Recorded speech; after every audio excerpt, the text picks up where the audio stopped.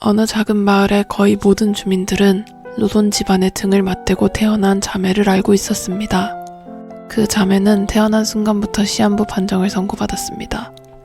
그러나 다행히도 자매의 부모님은 신앙심이 깊어 끝까지 그들을 포기하지 않았고 자매에게 각각 아이비와 이디스라는 이름을 붙였습니다. 어린 아이비는 집안의 웃음소리가 어떻게 침묵을 녹였는지, 그리고 담 너머의 선한 탐색이 어떻게 아기의 유혹으로 변했는지 기억하고 있습니다. 주변 환경에 대한 반항심이 아이비의 마음속 깊이 뿌리를 내렸습니다. 그러나 그녀의 고집은 결코 이상적인 결과로 이어지지 않았습니다.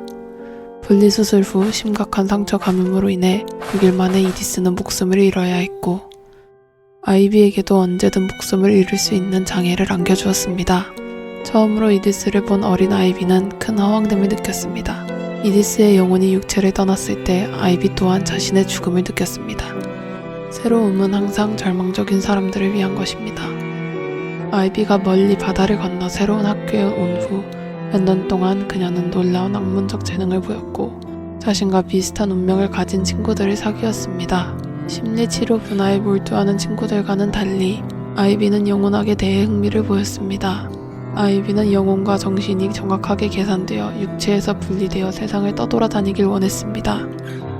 그러나 연구가 진행될수록 아이비는 자신이 간헐적인 기억상실증에 걸렸고 기이한 느낌을 주는 어떤 꿈에 빠져 있다는 사실을 알게 되었지만 이것이 전부 나쁜 일만은 아니었습니다. 그 짧은 기억의 틈새에서 아이비는 시간을 뛰어넘어 고대의 어느 순간으로부터 가볍고 유연하게 현재로 도약하는 느낌을 경험했습니다. 먼 옛날의 지구, 그 거대하고 무성한 원시식물, 수정 광석의 기운, 이 모든 게 이제 막 몸에서 사라진 지 얼마 안 된 것 같았습니다. 아쉽게도 이런 상황은 오래가지 못했습니다. 학업을 마친 후 친구는 떠났고 그 느낌도 날이 갈수록 옅어졌습니다. 아이비가 자신의 기이한 증상에 대한 완전한 설명이 담겨있는 문헌과 일지를 받기 전까지는 이 글의 기록자는 상당히 전문적인 학술적 소양을 가지고 있었지만 아무래도 이 글은 정신 이상자의 헛소리 같았습니다. 지극히 오래된 존재는 공간과 시간 속을 자유롭게 누비며 불호가 된 사람들의 뇌와 심리를 확실하게 점거한다. 아이비는 스스로 이 연약한 지푸라기라도 잡았습니다. 정신이 맑아졌을 때 그녀는 자신의 모습이 형언할 수 없는 어떤 다른 이종족으로 변화했음을 느꼈습니다. 세 개의 거대한 눈이 눈가에 부자연스럽게 박혀 있었고 그녀는 인간의 목구멍에선 도저히 나올 수 없는 거친 소리를 냈지만 이것이 일종의 선물이라고 굳게 믿었습니다. 점차 아이비는 더 이상 학교의 모습을 드러내지 않게 되었고 그녀가 자신의 방에 틀어박혀 있는지 아니면 어떤 더 먼 곳으로 갔는지 아무도 알지 못했습니다. 아이비와 이디스는 샴 쌍둥이로 태어났습니다. 그들은 부모님에게 충분한 사랑을 받았지만 아이비는 자신과 이디스가 시한부 인생이라는 것에 불만을 가지고 있었습니다. 어린 아이비가 태어난 곳은 작은 마을이었고 이곳에서 말하는 담 너머의 선한 탐색은 이웃 주민들의 구경거리가 된 샴 쌍둥이를 이야기합니다. 이러한 작은 마을에서 거의 모든 주민들이 샴 쌍둥이를 안다는 것은 그만큼 샴 쌍둥이가 얼마나 많은 구경거리가 되었는지를 설명하는 대목입니다. 이러한 주변 환경은 아이비가 후에 분리수술을 결정하는 큰 계기가 되었지만 후에 이디스가 죽음으로 이것을 아기의 유혹으로 표현하였습니다.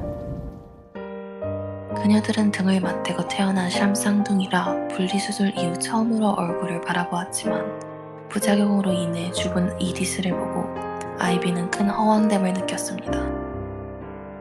아이비가 이디스의 죽음으로 자신의 죽음을 느끼면서 아이비가 이디스를 얼마나 사랑했는지를 보여주고 있습니다.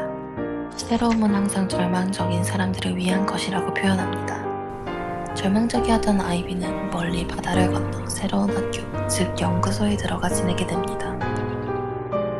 영혼과 정신을 정밀하게 기술하고 특정하고 연구할 수 있다면 이러한 초월적이고 궁극적인 지식이 그녀의 마음속 가장 깊은 공허함을 채울 수 있을 것이라고 믿었고 이디스는 육체는 죽었지만 영혼이 떠돌아다닌다면 자신과 함께 할 수 있을 것이라 생각했습니다. 아이비는 이것이 이디스의 영혼이 주는 신호라고 느꼈습니다. 아이비는 처음과 다르게 이것이 이디스의 영혼이라고 믿었지만 사실 이것은 고대부터 존재하였던 다른 기생혼에 불과했습니다.